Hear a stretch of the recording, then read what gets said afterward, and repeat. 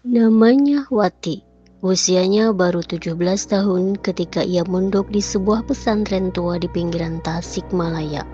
Pesantren itu terkenal akan kesederhanaannya, namun juga menyimpan cerita-cerita lama yang sering dibungkam.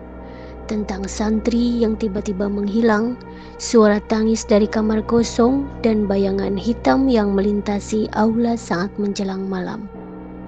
Wati adalah gadis yang ceria, tekun belajar, dan punya keinginan tahuan yang tinggi.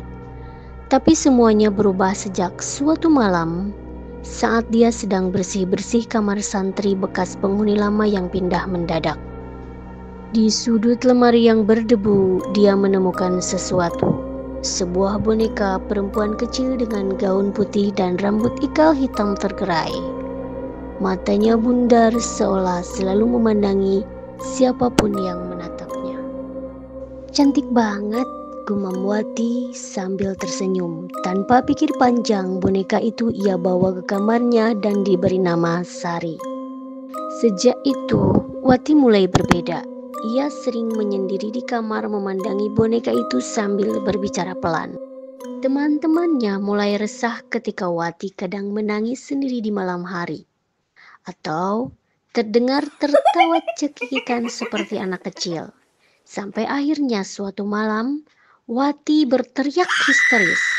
Tubuhnya kejang-kejang, mulutnya komat-kamit dengan suara yang bukan suaranya sendiri.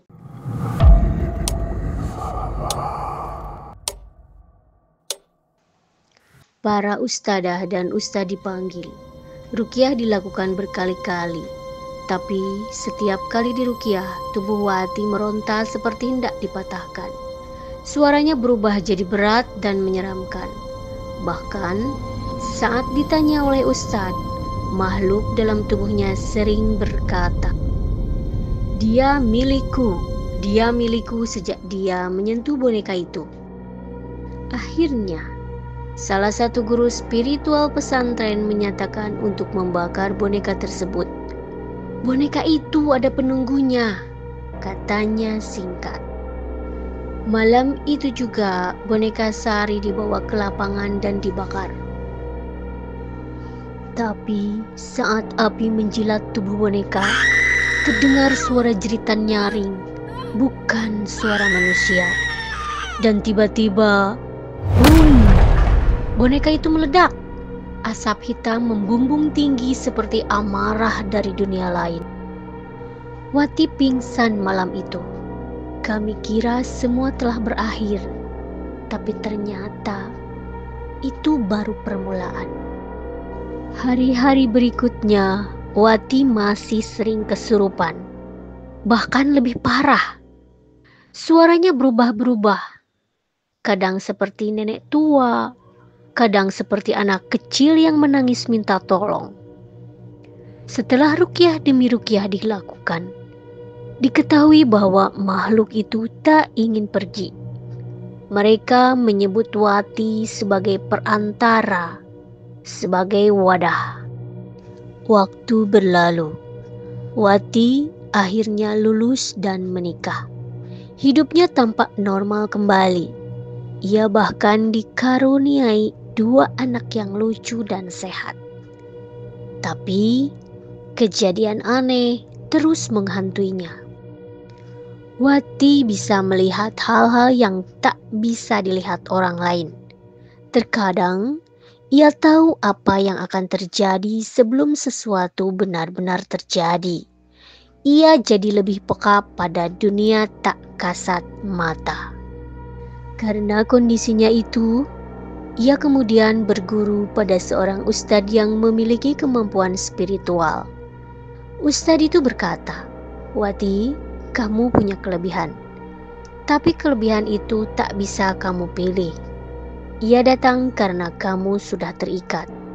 Sejak itu, Wati rajin berzikir, memperdalam ilmu agama, dan berusaha menyeimbangkan hidup antara dunia nyata dan dunia tak terlihat. Sampai suatu hari, Wati dan suaminya memutuskan untuk mengontrak rumah baru di pinggiran kota. Rumah itu terlihat biasa dari luar, sederhana, bersih, dan tenang. Tapi sejak awal, Wati merasa rumah itu terlalu sepi. Malam hari terasa berat, udara dingin menusuk meski tak ada angin. Suatu sore, Wati melihat anaknya sedang bermain di ruang tamu sambil tertawa kecil.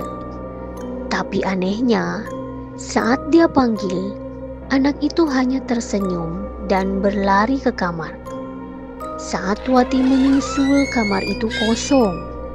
Tak ada siapapun. Beberapa menit kemudian, suaminya pulang bersama anak-anak mereka. Mereka baru saja dari minimarket. Wati terdiam. Beberapa hari kemudian, Wati jatuh sakit.